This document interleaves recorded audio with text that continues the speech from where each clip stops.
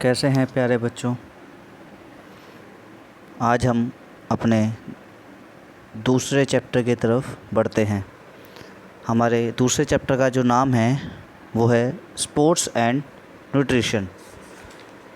Sports and nutrition में अगर हम देखें तो स्पोर्ट्स की लाइफ में न्यूट्रिशन की क्या वैल्यू है। अब न्यूट्रिशन मतलब इसको हम इस चैप्टर में जानेंगे। इस चैप्टर में सबसे ज़्यादा इम्पोर्टेंट जो चीज़ है वो है आपका बैलेंस डाइट। कि बैलेंस डाइट क्या होता है, बैलेंस डाइट को कितने पार्ट्स में डिवाइड किया हुआ है। उसके बाद न्यूट्रिटिव और non nutritive components of balance diet, components of diet क्या होते हैं। उसके बाद हम इस चैप्टर में जानेंगे कि ईटिंग फॉर वेट कंट्रोल, यानी कि हम अपने वेट को कैसे कंट्रोल करेंगे। उसके साथ साथ पिटफॉल्स ऑफ डाइटिंग क्या होते हैं, फूड इंटॉलरेंस क्या होता है, और फूड मिथ्स यानी खाने को लेकर जो एक भ्रम लोगों में फैलाया जाता है वो क्या होता है। चलिए आइए हम अपने चैप्टर को स्टार्ट करते हैं। सबसे पहले तो हम जब चैप्टर को स्टार्ट करते हैं तो हमारा पॉइंट आता है बैलेंस डाइट। अब बैलेंस डाइट होता क्या है। A balance diet which consist of all the essential elements, यानी कि एक बैलेंस डाइट वो बैलेंस डाइट होती है जिसके अंदर सभी प्रकार के एसेंशियल एलिमेंट्स क्या होते हैं, जैसे कि protein, carbohydrate, vitamin, fat, minerals and water in A correct proportion is called balance diet. जो कि ये सारे एलिमेंट जितने भी मैंने अभी आपको बताए हैं, protein, carbohydrate, vitamin, fat, minerals and water, ये सभी की सभी प्रॉपर मात्रा में, प्रॉपर क्वांटिटी में, प्रॉपर प्रोपोर्शन में होने चाहिए, उसको हम बोलते हैं बैलेंस डाइट। अब इसमें जब हम बात करते हैं तो जो हमारे बहुत इम्पोर्टेंट 3 एलिमेंट्स जो हैं वो हैं आपके जो प्रोटीन, फैट एंड कार्बोहाइड्रेट। अब इनका जो रेशियो होता है जो हमारे बैलेंस डाइट में, वो रेशियो होता है 1:1:4। अब बैलेंस डाइट हमारे लिए क्यों इम्पोर्टेंट है, हमें क्यों लेनी चाहिए बैलेंस डाइट। हम नॉर्मल डाइट क्यों नहीं ले सकते। कभी बाहर का कुछ खा लिया हमने, जैसे समोसे हो गए, ब्रेड पकोड़े हो गए, ऐसी चीज़ें हम क्यों नहीं खा सकते, ऑयली फूड क्यों नहीं खा सकते। तो बैलेंस डाइट सबसे इम्पोर्टेंट हमारी बॉडी में क्या करती है कि जो हमारी बॉडी की जो ग्रोथ एंड डेवलपमेंट में हेल्प करती है। तो इसका बैलेंस डाइट का ये रोल है। अब ऐसे कौन से एलिमेंट्स हैं, ऐसे कौन से फैक्टर्स हैं जिससे कि बैलेंस हमारा जो डाइट है वो इफ़ेक्ट करती है। ऐसी क्या क्या चीज़ें हैं जिससे हमारी डाइट को इफ़ेक्ट पड़ता है। सबसे पहला पॉइंट है एज। अब जब हम बैलेंस डाइट को देखते हैं तो उसमें एज के अकॉर्डिंग उसमें एलिमेंट्स होने चाहिए। कभी कभी हम ये देखते हैं कि प्रोटीन जो होता है हमारा बॉडी टिश्यू को बनाने में हेल्प करता है, किसके, बच्चों के। अब जो बच्चों की जो डाइट होती है उसमें ज़्यादातर मात्रा में हम क्या देखते हैं, हम कैल्शियम, फॉस्फोरस ये देखते हैं। क्यों? क्योंकि उनकी जो बोन्स की जो फॉर्मेशन है वो बनाने में हेल्प करता है। तो सबसे इम्पोर्टेंट जब हम अपनी डाइट को बनाते हैं तो उसमें हमारा एज का एक बहुत बड़ा फैक्टर रोल होता है। उसके बाद अगला आपका आता है ऑक्यूपेशन। ऑक्यूपेशन होता है कि जिसको भी हमने डाइट देनी है उसकी ऑक्यूपेशन क्या है, वो किस काम में क्या काम करता है। ये जानना इसलिए ज़रूरी है क्योंकि कई बार जो हार्ड वर्क करता है उसकी डाइट अलग प्रकार से होती है, और जो सिटिंग वर्क जैसे कि जो ऑफिस में जाते हैं उनका जो काम, उनकी जो डाइट होती है वो अलग प्रकार की होती है। तो diet should be according to the occupation, यानी कि ऑक्यूपेशन के हिसाब से उसकी डाइट होनी चाहिए। क्योंकि कई बार किसी को हमें कार्बोहाइड्रेट ज़्यादा देना पड़ता है, किसी को फैट ज़्यादा देना पड़ता है, अकॉर्डिंग टू द ऑक्यूपेशन। उसके बाद आपका अगला पार्ट आता है स्टेट ऑफ हेल्थ। जो स्टेट ऑफ हेल्थ में है कि उसका जो कई बार हम क्या करते थे, person recovering from illness need more protein, यानी कि जो पर्सन जो इलनेस से रिकवर करना चाह रहा है, बीमारी से रिकवर करना चाह रहा है, उसको प्रोटीन, मिनरल्स एंड वाइटामिन्स की जो डाइट में ज़्यादा मात्रा चाहिए होती है। क्यों? क्योंकि ये जो 3 एलिमेंट्स मैंने अभी आपको बताए, प्रोटीन, मिनरल्स एंड विटामिन्स, ये तीनों मिनरल्स क्या काम करते हैं, जो हमारा जो रिपेयरिंग का जो अंदर काम है ना, जो हमारी बीमारी के कारण हमारी टिश्यू जो टूटे हैं जो अंदर से, उनको रिपेयरिंग में बहुत ज़्यादा काम करता है। और ये तीनों जो एलिमेंट्स हैं बैलेंस डाइट के, ये तीनों एलिमेंट्स जो हैं स्पेशली रिपेयरिंग का काम करते हैं। उसके बाद अगला है आपका climate.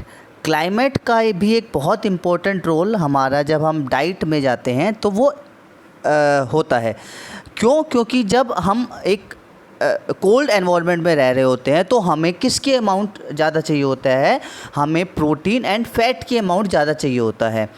We should take rich fat diet in cold climate, यानी कि जो कोल्ड क्लाइमेट्स होते हैं उसमें हमें किसकी अमाउंट ज़्यादा चाहिए होता है, प्रोटीन एंड फैट का।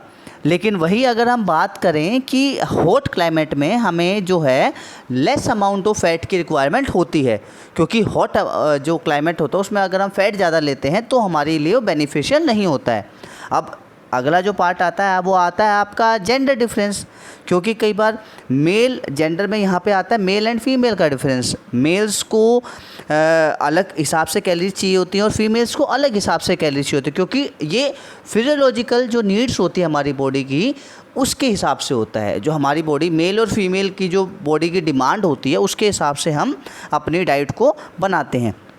उसके बाद आपका आता है प्रेग्नेंट वुमेन और फीडिंग वुमेन। जो प्रेग्नेंट वुमेन होती है, क्यों? क्योंकि वो उसकी डाइट अलग प्रकार से होती है, क्योंकि वो अपने पेट में एक बेबी को कैरी कर रही होती है, तो उसकी डाइट जो है वो उसके हिसाब से होगी। और जो जिसको बेबी हो जाता है उसके लिए डाइट उसके हिसाब से होगी, क्योंकि उसको more amount of carbohydrate, protein, fat, vitamins and minerals की रिक्वायरमेंट होती है।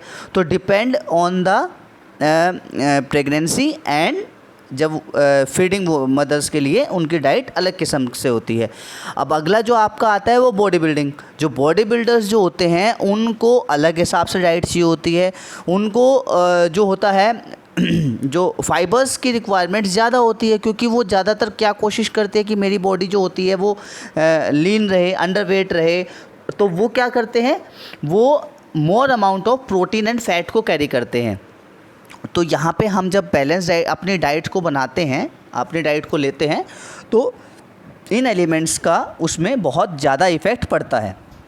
अगला जो पॉइंट इसमें आता है, अगला पॉइंट आता है आपका बैलेंस डाइट क्यों ज़रूरी है, उसकी क्या इंपॉर्टेंस है हमारी बॉडी में, उसकी रिक्वायरमेंट्स क्या हैं।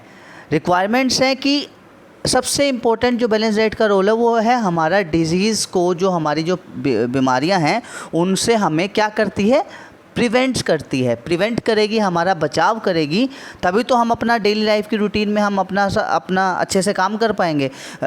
तो अगर डाइट हमें इंश्योर करती है कि हमारे बॉडी फंक्शंस जो हैं वो बहुत इफ़ेक्टिवली काम कर रहे होते हैं, और जो हमें proper amount of protein, vitamins, carbohydrate, minerals और वाटर जो हम ये लेते हैं, इससे हमारा जो कोलेस्ट्रॉल लेवल है वो भी कहीं ना कहीं कंट्रोल में रहता है, और हमारी जो लाइफ है वो कहीं ना कहीं ज़्यादा बढ़ जाती है। लाइफ तो जब बढ़ेगी ना जब हमारा डिजीज़ से हम फ्री रहेंगे।